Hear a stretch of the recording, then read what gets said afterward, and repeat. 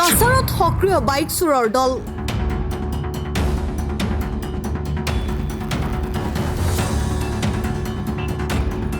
ঘৰৰ দুৱাৰ ভাঙি পালচাৰ বাইক লৈ পলোৱাৰ চেষ্টা আৰক্ষীয়ে খেদিলে পিছে পিছে চুৰি বাইক এৰি পলাল চোৰৰ দল শিলচৰ ৰাষ্ট্ৰীয় ঘাইপথ তহলদাৰী পোষ্ট এলেকাত সংঘটিত হয় এই ঘটনা শনিবাৰে এএছআই আব্দুল হকে শিলচৰ ৰাষ্ট্ৰীয় ঘাইপথত নিশা টহল দি আছিল চেংগকুডি অঞ্চলত টহল দি থকা অৱস্থাত আৰক্ষীয়ে এখন পালচাৰ বাইক খেদি পঠিয়াইছিল আৰক্ষীক দেখি চোৰটোৱে বাইকখন লৈ খেলপথাৰত বাগৰি পৰে আৰক্ষীৰ গাড়ীৰ শব্দ শুনি স্থানীয় ৰাইজ ঘৰৰ পৰা ওলাই আহিল তাৰ পিছতে বাইক চোৰটোৱে সুযোগ গ্ৰহণ কৰি পুলিচৰ চকুত ধুলি দি পথাৰত পেলাই পলাবলৈ সক্ষম হয় বাইক চোৰে চুৰি হোৱা বাইকখন ঘটনাস্থলীত উপস্থিত হয় সংবাদ মাধ্যমৰ সৈতে হোৱা কথা বতৰাত চুৰি হোৱা বাইকখনৰ মালিক মুন্না মিয়াই কয় যে শনিবাৰে নিশা প্ৰায় 1 বজাত চেংধুৱা বস্তিত তেওঁৰ ঘৰৰ দুৱাৰ ভাঙি পালচাৰ বাইকখন লৈ পলায়ন কৰে এটা চোৰে তাৰ পিছত শব্দ শুনি ঘৰৰ পৰা ওলাই আহি দেখে যে এডল চোৰে তেওঁলোকৰ ঘৰৰ দুৱাৰ ভাঙি পালচাৰ বাইকখন চুৰি কৰি লৈ যায় তাৰ পিছত লগে লগে ঘৰৰ পৰা ওলাই আহি বহুত তালাচী চলালে কিছু সময়ৰ পাছত হঠাৎ আৰক্ষীয়ে তথ্য লাভ কৰে যে চেংকুডি অঞ্চলত এখন পালচাৰ বাইক আটক কৰি ৰখা হৈছে খবৰটো পোৱাৰ পিছত তেওঁ আহি দেখিলে যে পুলিচে ৰখা বাইকখনেই তেওঁৰ বাইক পিছত বিটিপিৰ সম্পাদক সালিমুল হক খানৰ লগতে স্থানীয় ৰাইজ আৰু বাইক মালিকে আৰক্ষী প্ৰশাসনক ধন্যবাদ জ্ঞাপন কৰে আমাদের এই জায়গাটার নাম হলো চেনকুড়ি গ্রাম চেনকুড়ি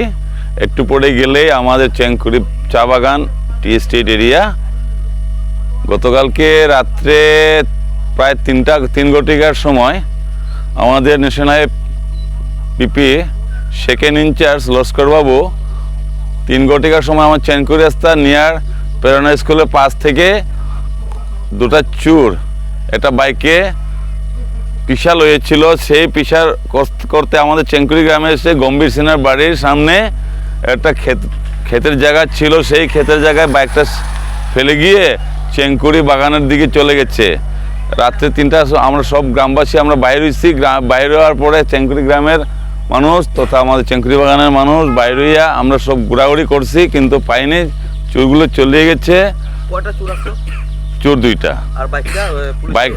বাইক তখনই পুলিশে আমার গম্ভীর সিনহার বাড়ির সামনে বাইকটা আটকাইতে পারছে কিন্তু চোর ধরা গেল না ওটা আমরা খুব দৌড়াদৌড়ি করে রাত্রে 4টা 4:30 অবধি এখনও খোঁজাখুঁজি করে পাইনি এখন সকাল হয়ে গেছে থানার আমাদের সেকেন্ড ইনচার্জ এতটা কষ্ট করেছে কিন্তু ভাগ্য খুব খারাপ আমাদের চোর ধরতে পারা গেল না যদি চোর ধরা যেত আরও যারা চুরি হয়েছিল বাইকগুলো উদ্ধার হতো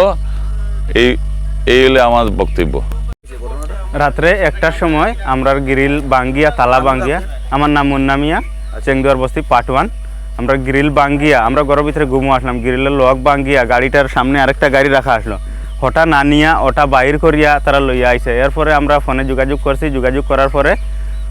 পুলিশ প্রশাসনের কাছে ওটাও ধন্যবাদ যে তারা আমার গাড়িটারে আটকাইয়া সক্ষম হয়েছে আমার হাতে তুলিয়া দেওয়ার লাগিন তারা আমি ধন্যবাদ জানাই আর আমরা এই গাঁয়ের মাঝে অনেক চুরি হয় বারবার চুরি হয় ওটা আমার রিকোয়েস্ট আছে যে এটার লাগিন কোনো একটা ব্যবস্থা করা হয় বারবার আমরা গাড়ি এখান থেকে আগেও আরকম 4-5টা চুরি হয়েছে আমরা এটা ধরতাম পারছি না একটা ধরা পড়লো হইলে মানুষ ধরা পড়ছে না আর ওটাও আমার কাছে ধন্যবাদ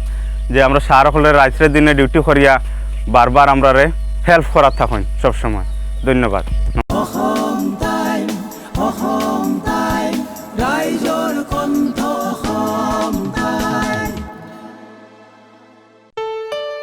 ঘৰত আনন্দ আৰু সম্পৰ্কৰ চমক বজাই ৰাখিবলৈ জৰুৰী হৈছে সকলো আনন্দময় মুহূৰ্তত মৰমৰ উপহাৰ দিয়াটো সেইবাবে মধুশ্ৰী জুৱেলাৰ্ছে আনিছে সকলো ৰঙীন ক্ষণৰ বাবে বিশেষ গহনা হীৰাৰে হওক সোণৰে হওক বা ৰূপৰে হওক শ্ৰেষ্ঠ ডিজাইনছ আৰু হলমাৰ্কযুক্ত গহনাই ৰাখে সম্পৰ্কক নিখুঁত তেনেহ'লে আজিয়ে আনক আনন্দ মধুশ্ৰী জুৱেলাৰ্ছৰ সৈতে যোগাযোগ কৰক 7002800341 নাইবা ভিজিট কৰক LNB ৰোড নলবাৰী অসম আপোনাৰ প্ৰিয় চহৰ নলবাৰীত নিজাববীয়াকৈ বসবাস কৰাৰ সপোন আছে নেকি চহৰৰ মাজমজিয়াত মাটি কিনি ঘৰ সাজি লোৱাৰ সমস্যাই দেখা দিছে নেকি সেই সমস্যা এতিয়া আৰু নাই চহৰৰ মাজমজিয়াত মাটি নিকিনাকৈ নিজে ঘৰ নসজোৱাকৈ এটা বিলাসী ঘৰৰ গৰাকী হ'ব পাৰিব আপুনি নলবাৰীত প্ৰথমবাৰৰ বাবে সেই সুবিধা আহিছে। নলবাৰীত প্ৰথমটো ৰেৰাৰ দ্বাৰা অনুমোদিত আটকধুনীয়া এপাৰ্টমেণ্ট এতিয়া চহৰৰ গোপাল বজাৰত নিৰ্মাণ হৈ উঠিছে। আটকধুনীয়া আহল বহল এপাৰ্টমেণ্ট তীৰ্থদ্বীপ এনক্লেভ।